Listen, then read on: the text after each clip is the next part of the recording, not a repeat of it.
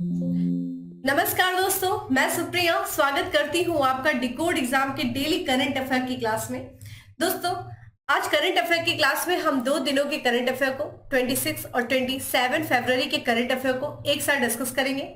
तो चलिए जल्दी से आप सभी लोग सेशन से जुड़ जाइए, सेशन को शेयर करें आप लोग। और जैसा कि मैं उम्मीद कर सकती हूँ, मैंने कहा था कि चूंकि संडे की क्लास आपकी ऑफ रहती है करंट अफेयर की, तो मैंने कहा था जितना भी अभी तक आप लोगों ने जो करंट अफेयर पढ़ा है और जिन लोगों ने करंट अफेयर की अपनी शॉर्ट नोट्स बनाई है वो प्रॉपर वे से उसका पूरा रिवीजन कर लेंगे। काफी समय होता है संडे के दिन और उसका पूरा प्रॉपर तरीके से रिवीजन कर लेंगे। कुछ लोग प्रैक्टिस भी, मैंने कहा था कि आप लोग टेस्ट भी प्रैक्टिस करिए, आप लोग टेस्ट दीजिए, जिससे आपको पता होगा कि आपकी प्रिपरेशन किस लेवल की जा रही है। ठीक है, किस जो है सेक्शन में आपको ज्यादा मेहनत करना है ये आपको टेस्ट ही बताएगा और कोई नहीं बताएगा। तो इसलिए मैंने आप लोगों से कहा था और उम्मीद करती हूँ आप लोगों ने ये चीज की होगी। बाकी जैसा कि मैं क्लास के दौरान क्वेश्चंस पूछती हूँ उसका आंसर आप लोग करते हैं। कुछ स्टूडेंट ऐसे जो रेगुलर इसका आंसर करते हैं, जैसे कि शमशेर जी हो गए, रोली जी हो गई, ए त्यागी जी हो गए। और इसी तरीके से आप लोग भी जो लोग सेशन देख रहे हैं, कोशिश क्या करिए कि अगर मैं 4 क्वेश्चन पूछ रही हूँ तो उसका एक आंसर देने की कोशिश करिए, नहीं चारों, कम से कम एक। इससे आपको काफी ज्यादा हेल्प मिलेगी। और एग्जामिनेशन हॉल में इससे जो आप खुद से जो चीज सर्च किए रहते हैं ना, जब हम किसी चीज को खुद से डिगिंग करते हैं तो वो ज्यादा लॉन्ग लास्टिंग हमारे माइंड में सेट होती है, तो वो आपको बहुत हेल्प करेगा। बाकी ये जो हम डेली करंट अफेयर की वीडियो आपके सामने लाते हैं ये काफी हेल्पफुल है, क्योंकि मेरी पूरी कोशिश होती है कि कोई भी चीजें न्यूज जो है उसके हर डायमेंशन को टच किया जाए, ताकि आपको यही वीडियो इतनी ज्यादा सफिशिएंट हो कि आपको कहीं और कुछ पढ़ने की जरूरत ना पड़े। मॉर्निंग में इतना देख लीजिए करंट अफेयर, इससे आपका प्रॉपर जो है तैयारी हो जाएगी करंट अफेयर की किसी भी एग्जाम के लिए। ठीक है, इसके लिए लेकिन आपको रेगुलर जो है सेशन को फॉलो करना होगा, अपनी शॉर्ट नोट्स बनानी होगी। ठीक है, चलिए सेशन स्टार्ट करूं उसके पहले कहना चाहूंगी जल्दी से चैनल को सब्सक्राइब कर लीजिए और बेल आइकन को प्रेस कर लीजिए। इससे आपको चैनल से रिलेटेड हर क्लास की वीडियो का प्रॉपर नोटिफिकेशन मिलेगा और आपकी कोई भी क्लास मिस नहीं होगी। चलिए देर नहीं करते हैं और अपने पहले प्रश्न की तरफ बढ़ते हैं। हमारा आज का पहला क्वेश्चन है कि सरकार ने किस मिशन की निगरानी के लिए कैबिनेट सचिव के नेतृत्व में पैनल का गठन किया है। एक मिशन है जो आपके लिए काफी इंपॉर्टेंट है, ठीक है, उसकी निगरानी के लिए कि उसका जो क्रियान्वयन है किस तरीके से उसकी प्रोग्रेस चल रही है, इस सबको निगरानी के लिए एक कैबिनेट सचिव है, उन्हीं के नेतृत्व में एक पैनल का गठन किया गया है केंद्र सरकार के द्वारा। तो आपके लिए इंपॉर्टेंट वो पैनल के प्रमुख कौन है ये हो गया, वो मिशन कौन सा है इसको भी जानना हो गया। तो देखिए इसका करेक्ट आंसर जो है वो है बी है, मिशन कर्मयोगी। आइए इसके बारे में बात करते हैं।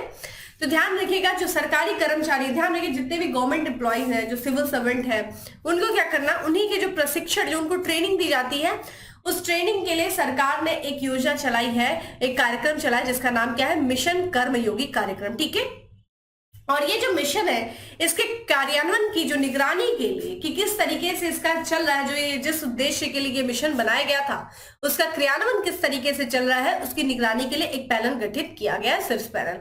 इस पैनल की बात किया जाए दोस्तों तो इस पैनल का जो नेतृत्व कर रहे हैं वो कर रहे हैं कैबिनेट सचिव राजीव गौबा। ठीक है, ध्यान रखिएगा गौबा ये इंपॉर्टेंट है।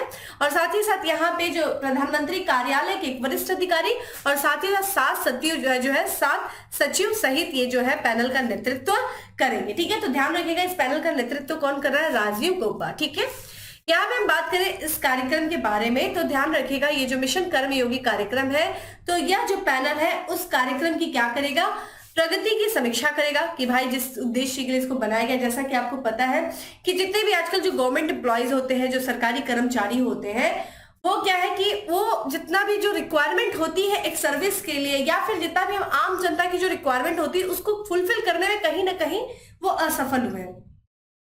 तो कहीं ना कहीं इसके पीछे बहुत सारा कारण ट्रेनिंग भी मानी जाती है। तो गवर्नमेंट जो है हमको इस तरीके से ट्रेन करना चाहती है कि जो कुछ भी आम लोगों की जो रिक्वायरमेंट है, जो पब्लिक की रिक्वायरमेंट है या जो गवर्नमेंट की रिक्वायरमेंट है, उसको वो प्रॉपर तरीके से फुलफिल कर सके। और इसी के लिए ये मिशन कर्मयोगी योजना चलाई गई। तो जिस उद्देश्य के लिए ये योजना चलाई गई है उसकी प्रगति कैसी हो रही है इसकी समीक्षा ये पैनल करेगा।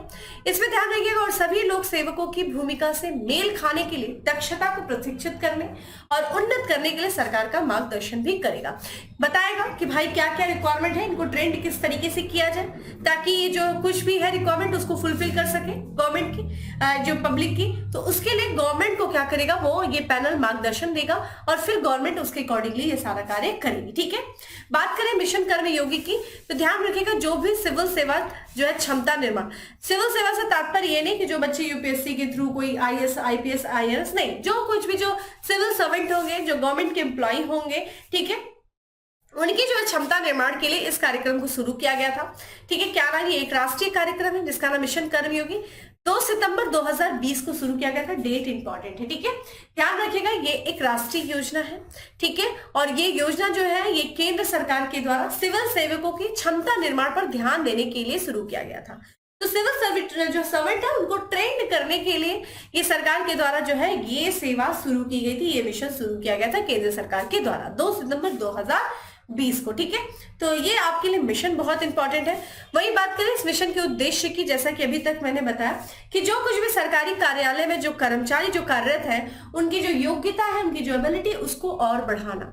ठीक है, फॉर एग्जाम्पल बहुत से ऐसे जो सरकारी कर्मचारी, जैसे डिजिटल भारत अभियान चला जा रहा है, डिजिटल की तरफ हम बढ़ रहे हैं, लेकिन बहुत सारे जो है वो डिजिटल कार्य को नहीं कर पा, तो उनको एक तरीके से ट्रेंड करना कि हर तरह का जो कुछ भी रिक्वायरमेंट है उनको हर डायमेंशन में ट्रेंड करना। ठीक है, इस योजना के माध्यम से देखा जाए तो जो कर्मचारियों के लिए विभिन्न प्रकार के कार्यक्रमों के माध्यम से लर्निंग कंटेंट एवं ट्रेनिंग प्रदान किया जाएगा। तो उनके लिए बहुत सारे जो है ऐसे कार्यक्रम चलाए जाएंगे जिससे कि उनका जो एक तरीके से जो लर्निंग प्रोसेस है वो आगे बढ़े, उनको ट्रेनिंग प्रदान किया जाएगा। तो यही है मिशन कर्मयोगी। ठीक है, कर्मयोगी, ठीक है, जो काम कर रहे हो बिना किसी, ठीक है, इस धारणा से कि हमें रिटर्न में कुछ मिलेगा। ठीक है, तो एक तरीके से वो जनता के लिए समर्पित होते हैं कर्मयोगी। तो ये चीज जो है ध्यान रखिएगा, मिशन कर्मयोगी के लिए एक उसकी जो कार्यान्वयन के लिए एक पैनल गठित किया गया है राजीव गुब्बा के नेतृत्व में। ठीक है, और ये मिशन चलाया गया था 2 सितंबर 2020 को। ठीक है, आइए अगले प्रश्न की तरफ बढ़ते हैं। भारत और किस देश ने नई दिल्ली में तीसरी आतंकवाद विरोधी संयुक्त कार्य समूह की बैठक आयोजित की? तो बताइए यहाँ पे आपको क्या आंसर है? तीसरी आतंकवाद विरोधी संयुक्त कार्य समूह की जो बैठक आयोजित की गई है नई दिल्ली में, भारत और किस देश के बीच दोस्तों? मिस्र। मिस्र आपके लिए इस बार बहुत इंपॉर्टेंट है। अभी बात करेंगे किस किस कारणों से मिस्र जो है चर्चा में रहा है। आइए, तो भारत जो है ये एक तरीके से जो वैश्विक आतंकवाद है उसका मुकाबला करने के लिए विश्व के कई देशों से जो है विभिन्न स्तरों पर क्या करता है, एक तरीके से सहयोग कर रहा है। कई संगठन ऐसे हैं जो आतंकवाद का मुकाबला करने के लिए कार्य कर रहे हैं, कई देश ऐसे हैं, और भारत भी जो है इस वैश्विक चुनौती जो कि वैश्विक आतंकवाद का मुकाबला करने के लिए इन देशों, इन संगठनों के साथ लगातार क्या कर रहा है, सहयोग कर रहा है। इसी में देखा जाए मिस्र भी एक ऐसा देश है जिसके साथ भारत ने लगातार आतंकवाद का मुकाबला करने के लिए काम किया, उन्हीं देशों में से एक मिस्र भी है। और इसी के तहत जो है एक संयुक्त बैठक आयोजित की जाती है जिसमें से देखा जाए इस साल जो है आतंकवाद का मुकाबला करने के लिए भारत मिस्र ने संयुक्त कार्य समूह की बैठक आयोजित की। ये तीसरी बैठक थी, ध्यान रखिएगा, 16 फरवरी को आयोजित की गई। कहां दोस्तों? नई दिल्ली में। ठीक है, ध्यान रखिएगा, तीसरी बैठक थी। बैठक में देखिए कौन कौन से लोगों ने भाग लिया। तो भारत की तरफ से जो देखा जाए जो नेतृत्व किया वो विदेश मंत्रालय के आतंकवाद विरोधी संयुक्त सचिव, क्या नाम है, महावीर सिंघवी। और वही मिस्र के पक्ष का नेतृत्व देखिए किसने किया, तो मिस्र के जो विदेश मंत्रालय के आतंकवाद विरोधी इकाई के निर्देशक मोहम्मद फौद अहमद ने जो है नेतृत्व किया। तो ध्यान रखिएगा ये तीसरी बैठक थी, कहां पे? ध्यान में नई दिल्ली में आयोजित की गई है आतंकवाद का मुकाबला करने के लिए भारत और मिस्र के बीच में। चूंकि बात करें मिस्र की, तो आइए देखिए मिस्र जो है अफ्रीका कॉन्टिनेंट से संबंधित ये देश है। तो साइड से आवाज आ रही होगी तो अवॉइड करिएगा, शादी वादी का इस समय सीजन विजन चल रहा है। ठीक है, तो लोग थोड़ा सा इस समय धूम धड़ाके में बिजी है। आइए थोड़ा सा मिस्र के भी बारे में बात करते हैं। देखिए ये मिस्र है, अफ्रीका कॉन्टिनेंट के नॉर्थ में स्थित है। ठीक है, और आपको यहाँ पे मिस्र दिख रहा है। ठीक है, मिस्र जिसकी कैपिटल देखिए किससे किससे लग रही है, आप यहाँ पे देख सकते हैं। तो यह जिसकी मिस्र जिसकी देखिए रसीवा किससे किससे लग रही है, लीबिया से, सुडान से, ठीक है, इजराइल से। और वही बात करें मिस्र की, यहाँ पे देखिए लाल सागर से भी सीमा लग रही है और भूमध्य सागर से भी। कैपिटल क्या है दोस्तों? कायरो। ठीक है, तो मिस्र की जो राजधानी है काहिरा है। मुद्रा की बात करें तो मिस्री पाउंड जो है वो यहाँ की करेंसी है। वही बात करें यहाँ के जो प्रेसिडेंट है वो कौन है? अब्दुल फतेह अल सीसी है। और प्रधानमंत्री कौन है? कमाल राज आपका देखा जाए तो रांझोरी है। चलिए पहले देखिए हम मिश्र क्यों क्यों चर्चा में था। तो सबसे पहले हमें पता है कि मिश्र में देखिए क्या हुआ था अभी हाल फिलहाल में। यहाँ पे हम बात करें तो देखिए नवंबर 2022 में, ठीक है, जलवायु परिवर्तन पे जो COP 27 हुआ था, ठीक है, माफ करिए COP 27 हुआ था इजिप्ट में, ठीक है। इजिप्ट का एक शहर था, क्या नाम था दोस्तों, शर्म अल शेख, ठीक है। शर्म अल शेख में COP 27 आयोजित किया गया था। अगला COP कहाँ पे होगा दोस्तों, COP 28 जलवायु परिवर्तन पर जो कॉन्फ्रेंस ऑफ पार्टीज होती है 28 कहाँ पे होगा, दुबई में होगा, UAE में होने वाला है, ठीक है। ये चीज ध्यान रखिएगा, इस साल होगा। वहीं हम बात करें और क्यों भाई मिस्र हमारे लिए इंपॉर्टेंट है, क्योंकि ध्यान रखिएगा जो मिस्र के राष्ट्रपति हैं अब्दुल फतह अल सीसी, वो भारत के 74वें गणतंत्र दिवस, ध्यान रखिएगा, रिपब्लिक डे के मुख्य अतिथि थे, इसलिए भी मिस्र इंपॉर्टेंट हो जाता है। और क्यों इंपॉर्टेंट है, ध्यान रखिएगा, भारत ने जो है पहली बार एक संयुक्त अभ्यास किया है मिस्र के साथ। क्या नाम है दोस्तों, साइक्लोन 1, ठीक है, चक्रवात 1 जो अभ्यास हुआ है जनवरी में हुआ है, और ये इसी जनवरी को हुआ था, जनवरी 2023 में साइक्लोन 1। तो ये भारत और मिस्र के बीच में हुआ संयुक्त सैन्य अभ्यास है।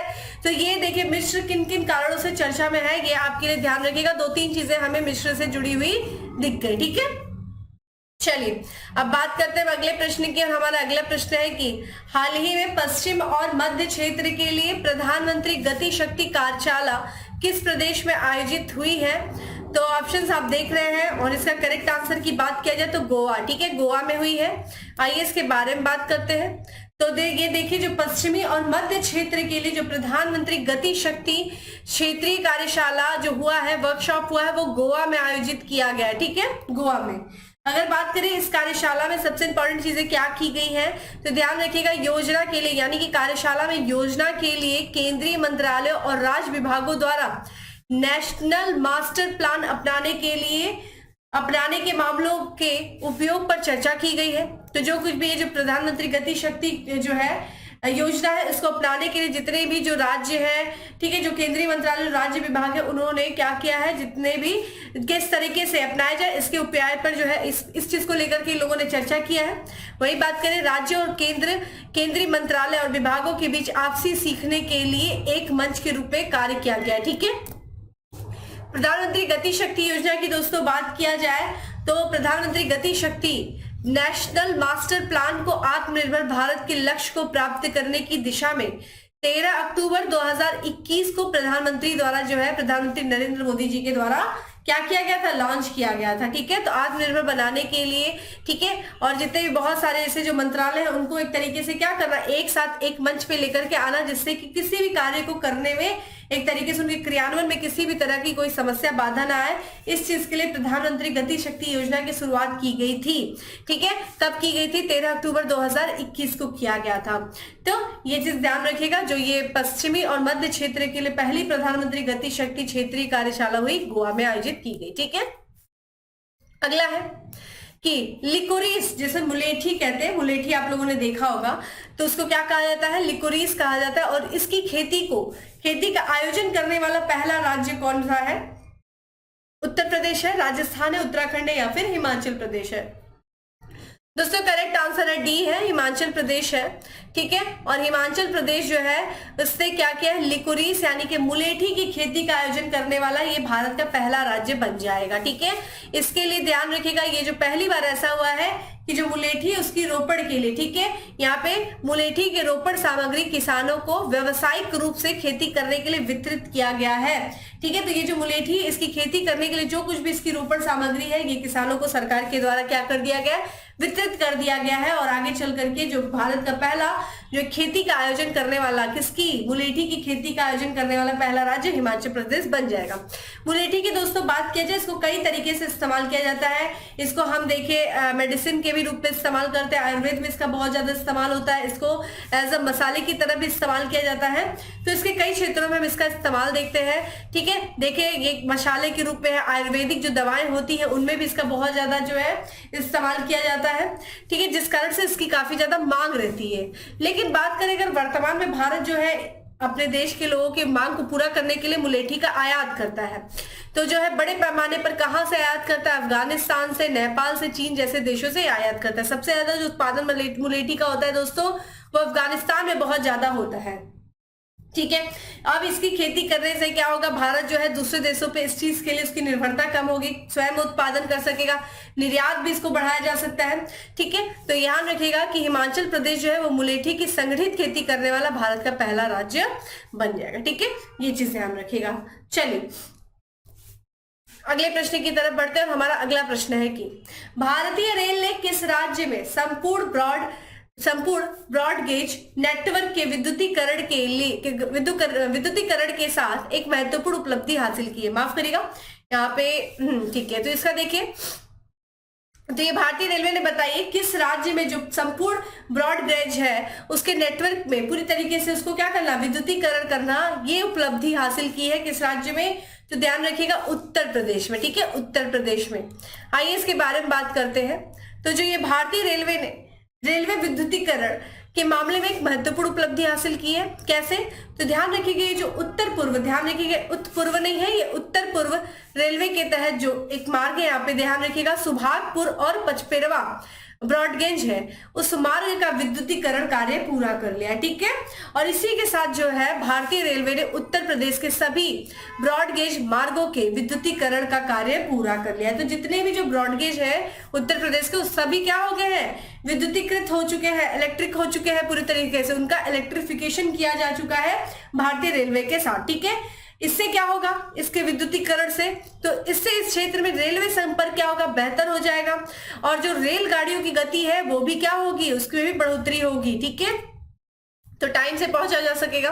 ये जो उपलब्धि है, इसी उपलब्धि के साथ जो भारतीय रेलवे के जो 6 जोनल रेलवे है, कौन कौन से, भारतीय रेलवे, ये माफ करिएगा जो पूर्वी तटीय रेलवे है, ईस्ट कोस्ट रेलवे, और उत्तर मध्य रेलवे, उत्तर पूर्व, ठीक है ध्यान रखिएगा, उत्तर पूर्व रेलवे और दक्षिण पूर्व रेलवे और पश्चिमी मध्य रेलवे में जो ब्रॉडगेज मार्गों के विद्युतीकरण का कार्य पूरा कर लिया है। तो ये बहुत बड़ी अपनी अचीवमेंट है। ठीक है, तो ये आपके लिए इंपॉर्टेंट इसलिए है, करंट तो करंट है, साथ ही साथ आपके लिए यूपी स्पेशल भी हो जाता है, क्योंकि यहाँ पे हम बात करें उत्तर प्रदेश के जो सभी ब्रॉडगेज है वो क्या हो गए हैं, उनके मार्ग विद्युतीकृत हो चुके हैं, इलेक्ट्रिफिकेशन वहां पे प्रॉपर तरीके से सब कुछ हो चुका है। ठीक है, तो ये तो ध्यान रखिएगा भारतीय रेलवे ने उत्तर प्रदेश में जो है संपूर्ण ब्रॉड गेज नेटवर्क के विद्युतीकरण के साथ एक महत्वपूर्ण उपलब्धि हासिल कर ली। ठीक है, चलिए अगले प्रश्न की तरफ बढ़ते हैं कि यहाँ पे कैग के बारे में बात किया जा रहा है। ठीक है, controller and auditor general Girish Chandra Murmu को कितने वर्ष के लिए अंतरराष्ट्रीय श्रम संगठन के वैदेशिक लेखा परीक्षक चुने गए हैं। ठीक है, जो कितने वर्ष के लिए चुने गए हैं, तो एक यहाँ पे ऑप्शंस आप देख रहे हैं दोस्तों। अगर हम करेक्ट ऑप्शन की तरफ चले तो 6 ये आप जो है यहाँ पे है 4 वर्ष के लिए चुने गए गिरीश चंद्र मुर्मू। कहाँ पे दोस्तों, अंतरराष्ट्रीय श्रम संगठन के वैदेशिक लेखा परीक्षक चुने गए हैं। आइए बात करते, देखिए भारत के वर्तमान जो है नियंत्रक और महालेखक परीक्षक है गिरीश चंद्र मुर्मू। ठीक है, केक, और इनको देखिए ध्यान रखिएगा 2024 से लेकर के 2027 तक 4 वर्षों के लिए इनको चुना गया है। कहाँ पे, अंतरराष्ट्रीय श्रम संगठन का वैदेशिक लेखा परीक्षक चुना गया। ध्यान रखिएगा हेडक्वार्टर जो है इसका जेनेवा में है, आईएलओ का। ठीक है, आईएलओ यानी कि इंटरनेशनल लेबर ऑर्गेनाइजेशन। ठीक है, ये बात करें, ये जो नियुक्ति है वो कैग की व्यावसायिकता, उच्च मानकों, वैश्विक लेखा परीक्षक अनुभव को मान्यता और अंतरराष्ट्रीय समुदाय के बीच इसकी शाख को क्या करता है, दर्शाता है। ठीक है, यहाँ पे हम बात करते हैं, यहाँ पे जो कैग है गिरीश चंद्र मुर्मू उनके बारे में, तो यहाँ पे देखिए आईएलओ के मौजूदा बाहरी लेखा परीक्षक फिलीपींस के सुप्रीम ऑडिट इंस्टीट्यूशन के से ये कार्यभार ग्रहण करेंगे। ठीक है, तो ये किससे कार्यभार ग्रहण कर रहे हैं, जो सुप्रीम ऑडिट इंस्टीट्यूशन है फिलीपींस के, उससे ये कार्यभार ग्रहण कर रहे हैं। ठीक है, अंतरराष्ट्रीय श्रम संगठन की बात की जाए तो अंतरराष्ट्रीय श्रम संगठन ने तकनीकी अनुभव और अन्य मापदंडों के आधार पर भारत, कनाडा और ब्रिटेन के शीर्ष लेखा परीक्षक संस्थानों को तकनीकी प्रस्तुति के लिए चुना है। ठीक है, तो नामित किया गया है किन किन देशों के लिए दोस्तों, किन किन, भारत, कनाडा और ब्रिटेन, 3 देशों के लिए जो है 3 देशों को नामित किया गया है लेखा परीक्षा संस्था को तकनीकी प्रस्तुति के लिए। ठीक है, यहाँ बात करें गिरीश चंद्र मुर्मू की दोस्तों, तो ये 14वें नियंत्रक एवं महालेखा परीक्षा। ठीक है, महालेखक परीक्षक है। अब आपको मुझे बताना है कैग, ध्यान रखिएगा कैग जो कि संवैधानिक संस्था है, यानी कि संविधान में इसका उल्लेख है। अब आप मुझे बताएंगे कैग यानी कि कंट्रोलर एंड ऑडिटर जनरल के बारे में किस जो संविधान के किस भाग में और किस अनुच्छेद के तहत जो है बात की गई है।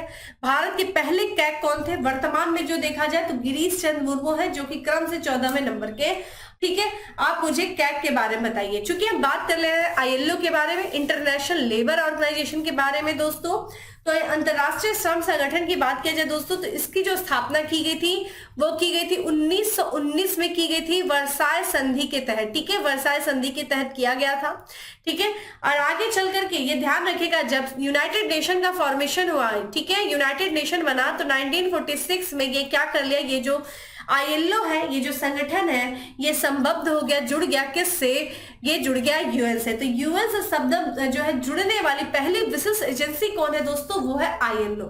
आईएलओ जिसकी स्थापना 1919 में हुई है और 1946 में ये यूनाइटेड नेशन से जुड़ गया। इसके हेडक्वार्टर की बात किया जाए दोस्तों, तो ये है जेनेवा। ठीक है, जो कि स्विट्जरलैंड का शहर है जेनेवा। और वही हम बात करें इसके बारे में कि यहाँ पे जो है इसको नोबेल प्राइज भी मिला है इसके कार्यों के लिए, तो 1969 में इसको नोबेल पीस प्राइज भी मिला हुआ है आईएलओ को। ठीक है, ध्यान रखिएगा, पीस प्राइज मिला है। ठीक है, किसको, आईएलओ को। तो ये चीज ध्यान रखिएगा। ठीक है,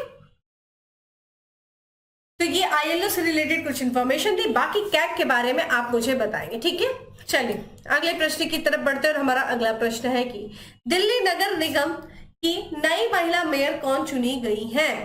करेक्ट आंसर दोस्तों, शैली ओबराय जो है ये नई मेयर चुनी गई है। आइए इनके बारे में बात करते हैं। तो ये आम आदमी पार्टी से संबंधित है, शैली ओबराय, और ये दिल्ली नगर निगम का जो चुनाव हुआ था उसमें ये नई महिला मेयर चुन करके आई है। ठीक है, इन्होंने किसको पराजित किया, इनके जो अपोजिट में खड़ी थी वो भाजपा की रेखा गुप्ता थी, और रेखा गुप्ता को इन्होंने पराजित किया। और ध्यान रखिएगा, ये पिछले 10 वर्षों में दिल्ली की पहली महिला महापौर चुनी गई है।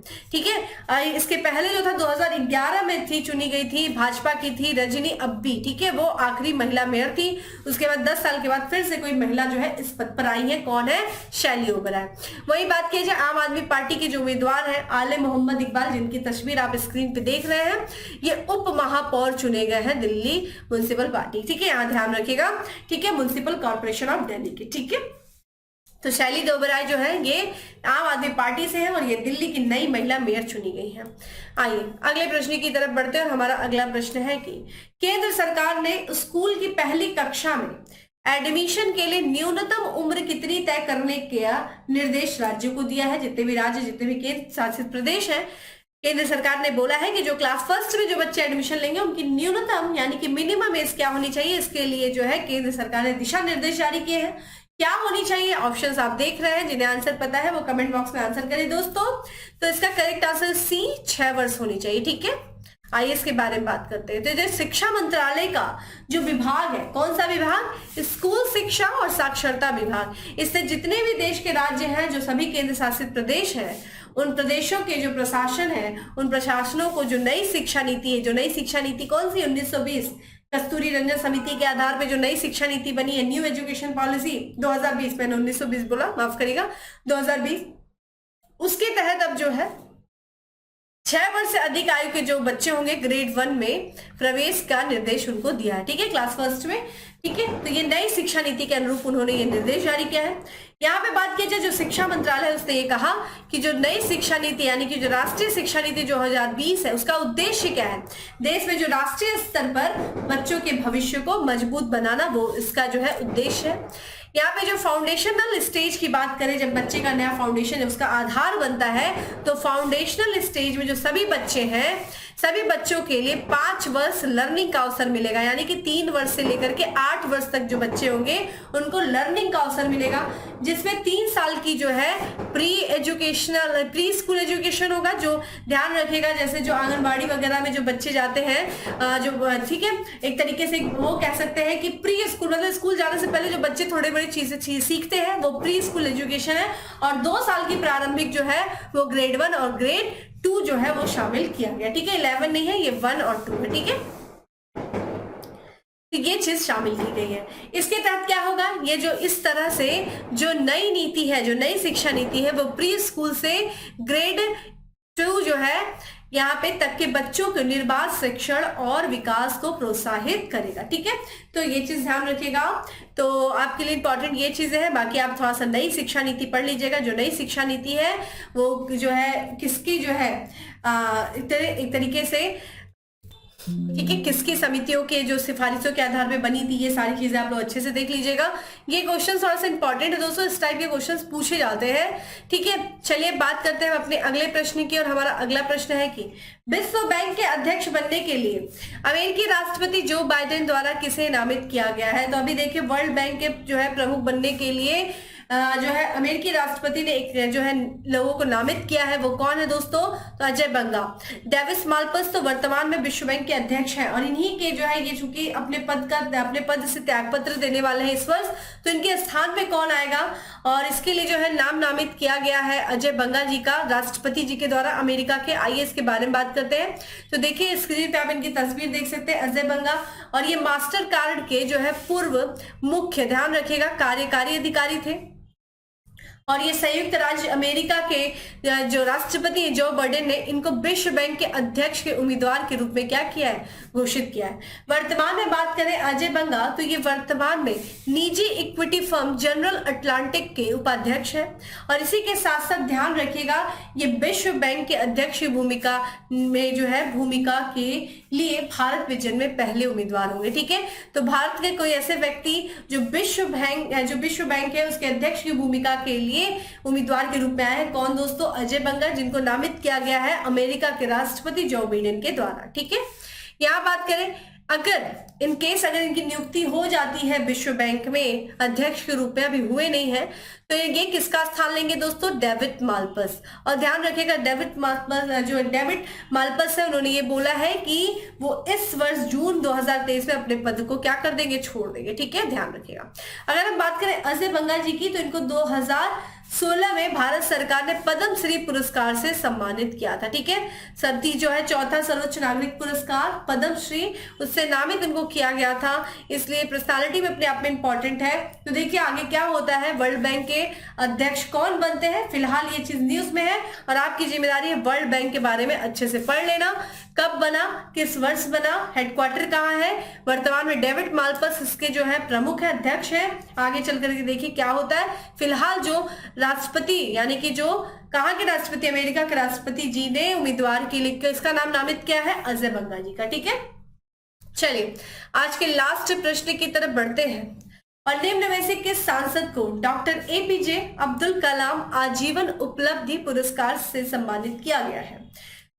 तो ऑप्शंस आप देख रहे हैं दोस्तों, और हम करेक्ट आंसर पे चले तो डी है। डीके रंगराजन जो है उनको एपीजे अब्दुल कलाम एपीजे अब्दुल कलाम आजीवन उपलब्धि पुरस्कार से सम्मानित किया गया है। ठीक है, तो अभी जैसा कि आपको पता है कुछ ही दिन पहले जो है संसद रत्न अवार्ड 2023 प्रदान किया गया, और इस वर्ष जो है 13 जो है सांसद है, संसद के कुल 13 सदस्यों और 2 संसदीय समितियों को इस वर्ष क्या किया गया है? इस पुरस्कार से सम्मानित किया गया है। तो 13 सांसदों को, इसके साथ साथ 2 संसदीय समिति को यह पुरस्कार दिया गया, संसद रत्न अवार्ड। इसमें से देखिए जो 13 सांसद उसमें से 8 लोकसभा के और 5 जो है राज्यसभा के। और ये जो आप सामने लिस्ट देख रहे हैं ये सारे जो है सांसदों की सूची आपके सामने है, इसको देख लीजिएगा। बाकी बात करें जो यहाँ पे सीपीआईएम नेता के जो है नेता है, जो यहाँ पे लीडर है, क्या नाम है? टीके रंगराजन। इनको जो है डॉक्टर एपीजे अब्दुल कलाम आजीवन उपलब्धि पुरस्कार से क्या किया गया? सम्मानित किया गया। ठीक है, इस वर्ष जो है ये जो समारोह है, ये जो पुरस्कार है संसद पुरस्कार, ये ध्यान रखिएगा ये पुरस्कार समारोह का कौन सा संस्करण है? 13वां संस्करण है। और ये ध्यान रखिएगा 25 मार्च को जो है नई दिल्ली में आयोजित किया गया था। माफ करिएगा, ये किया गया नहीं है, ये किया जाएगा। ठीक है, अभी ये जो समारोह जिसकी घोषणा की गई ये प्रदान किया जाएगा। ठीक है, यहाँ पे बात करें संसद रत्न पुरस्कार की, तो इसकी स्थापना देखिए जो पूर्व राष्ट्रपति थे और देश के जो मिसाइल मैन थे डॉक्टर एपीजे अब्दुल कलाम, उन्हीं के सुझाव पर ये शीर्ष प्रदर्शन करने वाले जितने भी सांसद हैं उनको सम्मानित करने के लिए इस पुरस्कार की स्थापना की गई थी। ठीक है, तो ये देखिएगा 13वां संस्करण है। ठीक है, चलिए अब बात करते हैं दोस्तों फैक्ट्स ऑफ द डे की। और आज का हमारा सबसे पहला फैक्ट है कि केंद्रीय वित्त मंत्रालय के अंतर्गत उत्पाद एवं सीमा शुल्क विभाग द्वारा देश भर में केंद्रीय उत्पाद शुल्क दिवस मनाया गया। कब मनाया गया दोस्तों? 24 फरवरी को। तो ध्यान रखिएगा 24 फरवरी को क्या मनाया जाता है? केंद्रीय उत्पाद शुल्क दिवस मनाया जाता है। भारत के नए ड्रग कंट्रोलर जनरल नियुक्त हुए हैं कौन? राजीव रघुवंशी। ठीक है, वही बात किया जाए टीम इंडिया का नया किट स्पॉन्सर बनेगा कौन बनेगा दोस्तों? एडिडास बनेगा। ये कहाँ की कंपनी है? ये जर्मनी की कंपनी है। वही बात करें विदेश मंत्री एस जयशंकर द्वारा लिखित पुस्तक Modi shaping a global order in flux को लॉन्च किया है किसने? यहाँ पे देखा जाए तो जयप्रकाश नड्डा जी के द्वारा। ठीक है, ठीक है, तो ये बुक ध्यान रखिएगा, Modi shaping a global order in flux. ये बुक किसके द्वारा लिखी गई है? जो विदेश मंत्री है, फॉरेन मिनिस्टर है एस जयशंकर। और ये बुक लॉन्च किसके द्वारा की गई? जयप्रकाश नड्डा। ये कौन है दोस्तों? वर्तमान में जो बीजेपी पार्टी है उसके प्रेसिडेंट है जयप्रकाश नड्डा। वहीं आज का लास्ट देखा जाए फैक्ट्स ऑफ द डे की, रुद्रांश पाटिल ने ISSF विश्व कप 2023 में यहाँ पे 10 मीटर एयर राइफल का पदक जीता है। कौन सा? स्वर्ण पदक जीता है। ठीक है, तो दोस्तों ये था आज का हमारा करंट अफेयर्स, जिस दौरान हम लोगों ने कुछ चीजें डिस्कस किया। क्वेश्चंस मैंने आपसे बहुत कम पूछे हैं क्योंकि अब आप लोग अपना थोड़ा रिवीजन भी करिए। बाकी डेली करंट अफेयर का जो PDF है वो आपको टेलीग्राम ग्रुप में मिल जाएगा, जिसका लिंक आपको डिस्क्रिप्शन बॉक्स में दिया हुआ है। जाइए, डाउनलोड करिए और अपनी शॉर्ट नोट्स बनाइए। चलिए फिर मिलेंगे अगले सेशन में, तब तक के लिए bye. Have a good day, stay safe and stay happy.